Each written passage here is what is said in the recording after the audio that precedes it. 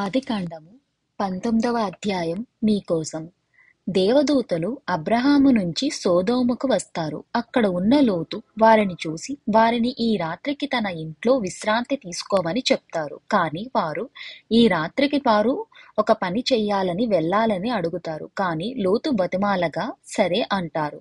అయితే లోతు ఇంట్లో పరదేశీ వాళ్ళు ఉన్నారు అని తెలిసి ఆ ఊరు ప్రజలు వారిని బాధపెట్టాలి అని లోతు దగ్గరకు వచ్చి వారిని వాళ్ళకి విడిచిపెట్టాలని కోరుతారు. కానీ లోతు అందుకు ఒప్పుకోడు. అప్పుడు ఆ దేవదూతలు, మేము సొదొమను ఈ రాత్రి నాశనం చేయడానికి వచ్చాము కాబట్టి ఈ ప్రజలు దుష్టులు. వారు నీ కుటుంబం వారిని తీసుకొని మేము చెప్పినట్టు చేయమని చెప్తారు.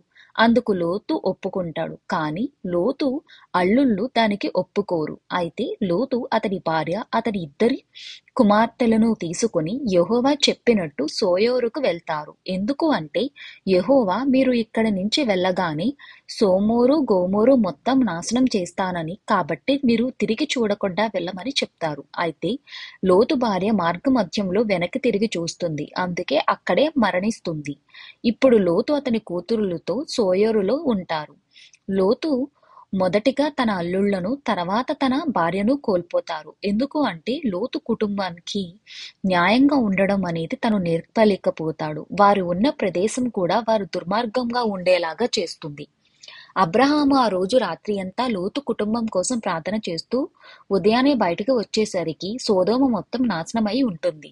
లోతు కూతుర్లు వారికి సంతానం కలగాలి అనే ఒక దురుద్దేశముతో తన తండ్రికి మద్యమును తాగించి అతనితో అతనికి తెలియకుండా రాత్రి అంతా ఉంటారు.